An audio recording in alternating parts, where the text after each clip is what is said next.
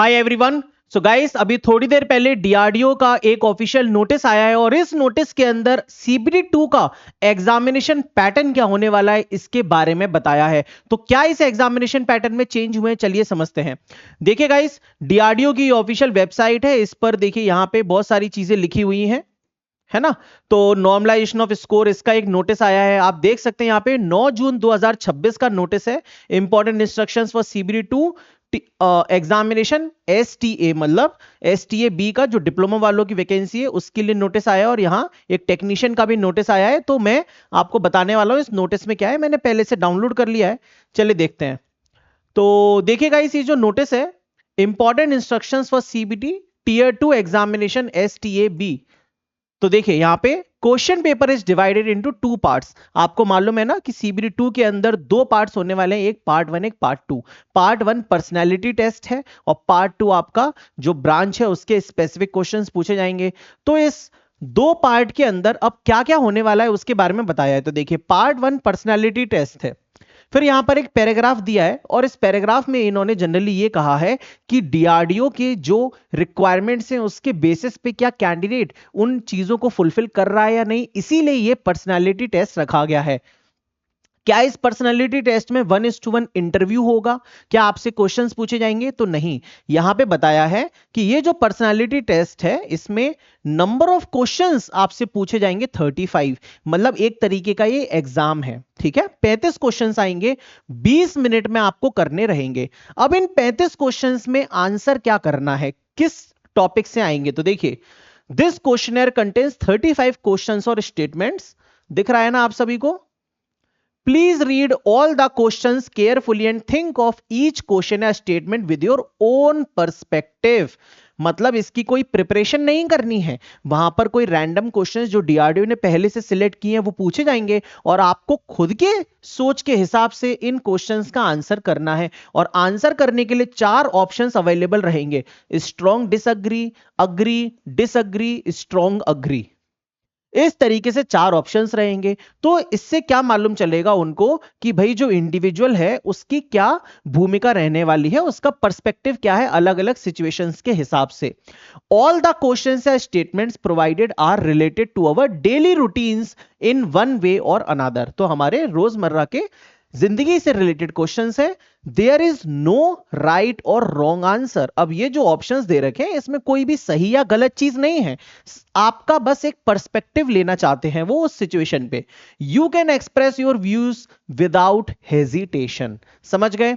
Your response will be kept confidential and will be used solely for research purpose. मतलब DRDO एक तरीके से बच्चों से जानना चाह रहा है कि वो किस तरीके से डीआरडीओ को और बेहतर बना सकते हैं, राइट।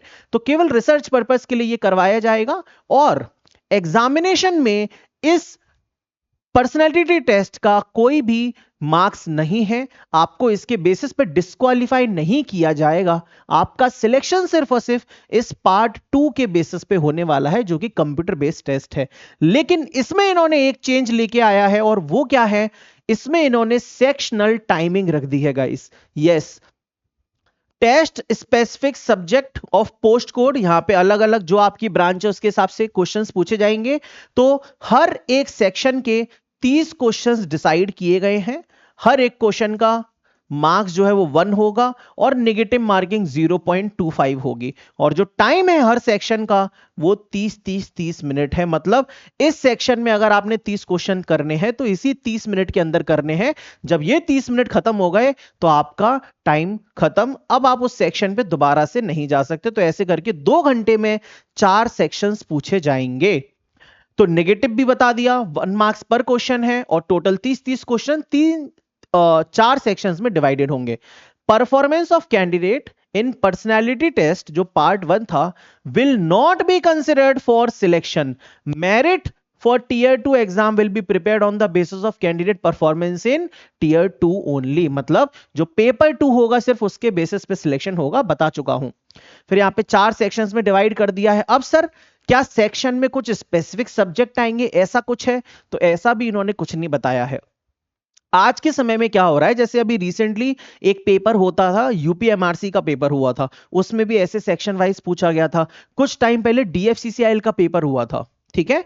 तो 2025 में नहीं, लेकिन उससे पहले वाले पेपर में, जब शायद मुझे लगता है 2023 है, तो मुझे याद आ रहा है उसमें भी इसी तरीके से सेक्शन वाइज चीजें पूछी गई थी। तो टेक्निकल के ही 30-30 करके 4 सेक्शन बांट दिए। अब ये नहीं बताया है कि सेक्शन ए में क्या पूछेगा, सेक्शन बी में क्या पूछेगा, बस ऐसे डिवाइड कर दिया इसने। I don't know why. Total duration of exam 140 minute होगा, मतलब जो पार्ट 1 है उसको करने के लिए 20 मिनट मिलेंगे, वो जो 35 क्वेश्चन है अग्री डिसएग्री वाले, और 120 मिनट मिलेंगे आपको टेक्निकल पोर्शन को करने के लिए। फिर इसके बाद इसने क्या बताया है, ठीक है, all sections will be time bound, और वो सब, मतलब जो time bound section wise timing है उसका पूरा डिटेल बताया है। फिर यहां पे बताया है कि जो क्वेश्चन पेपर होगा वो इंग्लिश और हिंदी दोनों में आएगा। आपको व्यू इन, ये वाला जो व्यू इन है, इस पे क्लिक करके आप क्वेश्चन को हिंदी और इंग्लिश दोनों में देख सकते हो गाइस। और इसके अलावा एक और चीज इसने इंपॉर्टेंट बताई है, और वो ये है कि क्वेश्चन आपको डिस्प्ले करेगा, ठीक है, ये सब। Scientific calculator will also be available on the computer screen. जी हां, तो आपको साइंटिफिक कैलकुलेटर भी स्क्रीन पे मिल जाएगा, और फिजिकल कैलकुलेटर अलाउड नहीं होगा, तो स्क्रीन पर वर्चुअल कैलकुलेटर भी अवेलेबल होगा। अब 15 तारीख को पेपर है, और आज के दिन ये नोटिस आया है, और अब इसके हिसाब से देख के ये लग रहा है, ये फीलिंग आ रही है कि कहीं ना कहीं कैलकुलेटर भी दे रहा है, तो क्या न्यूमेरिकल्स देगा, कैसे क्वेश्चंस देगा।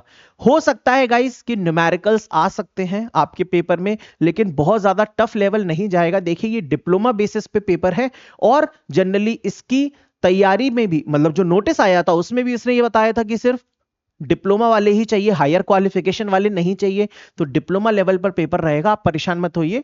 हालांकि ये जो देखिए सिलेबस दे रखा है, तो इसमें इसने पावर इलेक्ट्रॉनिक्स, कंट्रोल सिस्टम, ये सब चीजें भी मेंशन की हैं गाइस, है ना। देखिए ये सिलेबस है डबल ई का और ट्रिपल ई का। तो बेसिकली यार देखो, अब जितने दिन बचे हुए हैं ना, 15 तारीख को तो आपका पेपर ही है, ठीक है, एक हफ्ते से भी कम टाइम बचा है। तो ये डबल ई का सिलेबस है, ये ट्रिपल ई का सिलेबस है। तो मैंने ऑलरेडी डीआरडीओ की अभी कुछ दिन पहले बताई थी स्ट्रेटजी वीडियो। देखो मेन चीज क्या है भाई, मेन चीज ये है कि डबल ई वालों का, बाकी तो कोर सब्जेक्ट्स है, machine, network, power system, measurement, estimation, costing, basic electronics, ये कोर सब्जेक्ट है। उसके अलावा डबल ई वालों को इन 4 चीजों पे फोकस करना है बस। किस पे?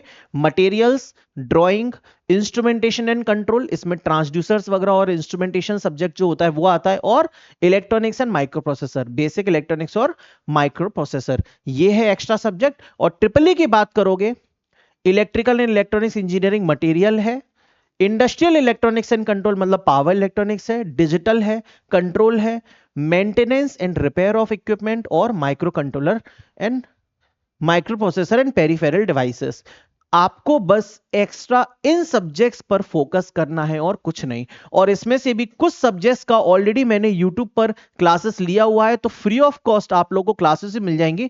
जैसे कि इंजीनियरिंग ड्राइंग जो आ रहा है आपके एग्जाम में, आप उसके लिए मेरा ये लेक्चर देख सकते हो, 3 घंटे का ये लेक्चर है, यूट्यूब पर फ्री ऑफ कॉस्ट है मेरे भाई, समझ गए। ये इस टाइटल का मतलब, इसका टाइटल देख लो, बस टाइटल सर्च कर लेना, मिल जाएगा।